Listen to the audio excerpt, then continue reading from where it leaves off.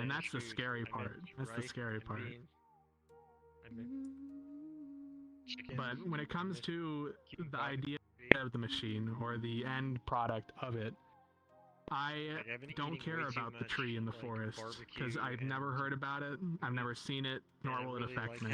I do care about the forest being knocked down some way, you know, here and there. I'll take a looky-loo if it's my forest or if I'm thinking about it. It's pretty good. Like a month ago, it was 126 or 7. The forest you can explore in depth. Wait, hold on. In its entirety. You can nook and cranny everything, how you can even break off the bark and boil it down, or you can boil it up and look at the ecosystem if you'd like, but at the end of the day, it's still a forest. Of a girl saying that she got denied on the States too with her waiver. Same thing, different day, you know? Ricky in Texas? I'm not sure if I agree with that or not. Yeah. But see, that doesn't make sense because they wouldn't let you on the plane without a visa, would they? I did want to ask. I think if we nuked Houston, Texas, nothing of value would be lost. Evolution. What's the argument for like? Because I feel like you need a certain level of division. To Where will it go? Who you are in the world that you live in, so that like, because if you didn't have any sort of understanding of division, like how would you know who's supposed to eat what food, right? Like, how do you know what mouth to put? It sounds like Hikikomori did. Who gets the food? I don't know. That pile looks bigger, but if I compare it to this pile, then it doesn't look bigger. Because I don't know. I mean, this is obviously like a very weird. Well, I guess the thing is, like, in an anarchistic setting, you kind of like when you take anarchism out to its furthest limits, where you're saying like the concept of an accumulation is hierarchical or something. Like she had a hotel the idea is she had tickets for like to see the when you take equality or something and like communism to its furthest extension, clearly you live here. Tribalism. Everything is everybody's. There's no distinction between what airport was she in? Different people and different things. Everyone has everything, and it becomes that this dick, weird it's monadic mine. structure. Yeah. Your dick is my dick.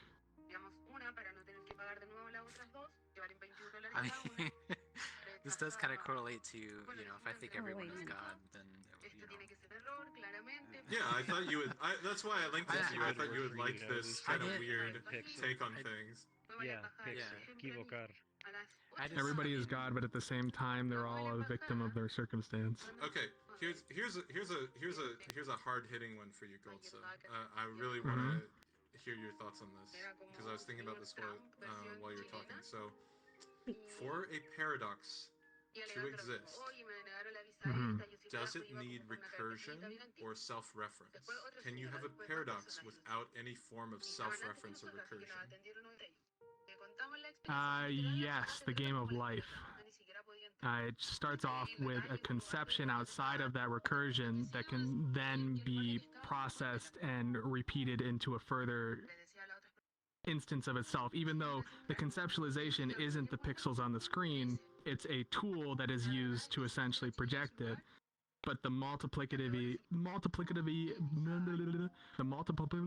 whatever the fuck, you know what I'm trying to say. The ability for it to add to itself is limited or facilitated essentially via the code, and then the visual representations and the spacing between, you can count that as a game of life as well, where you don't see the code as the space adjacent hop this way, but you do recognize the pattern of space adjacent hop this way. So in that sense, a paradox can exist based off of a separate conceptualization within a loop of internalization, because you don't need the original, the concept itself can be decentralized as a greater process of ebb and flow rather than being a sustenance of itself, essentially. That greater process of ebb and flow, if you scale it upwards infinitely, it facilitates itself via its own paradox, right? The paradox facilitates the paradox. Two paradoxes cancel out or something, you know what I'm saying? Or in essence, we're essentially just ebbs and flows. right? Vectors. All these little different patterns that we're realizing are just two sections of complexities that we break down and then realize that there's just a counter complexity on the other end kind of thing. Up and down every time. Non-stop, forever. Yeah, but then, so, okay. Is up and down. How do you, okay, so this is, I guess this is my question. When you go up, how do you come down without referencing yourself? Exactly. You have to reference it at all points at once. That's the only way, right? You have to look through the chaos at all points at once, and you come to a projection or a singular point of reference. And it has to completely depend on what you're looking at. If you're looking at, say, like a motor or a machine of some kind, you might be looking for metal or nickel or other varieties of tools or patterns that are knocking against each other in such a way to produce the effect. But if you're not looking for those, you just see a thing. What does that boil? What does that boil into? The thing.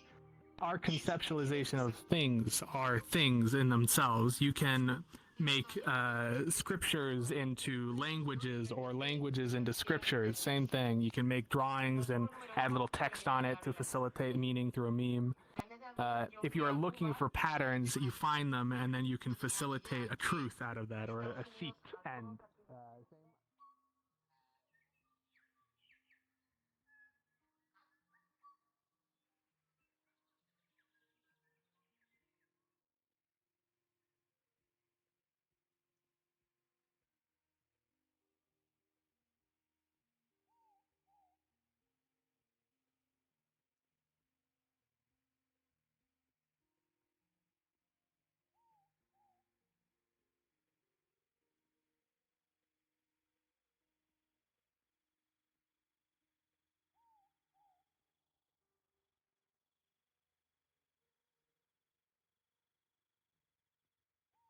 That sure are. I mean, like the other guy has nothing in the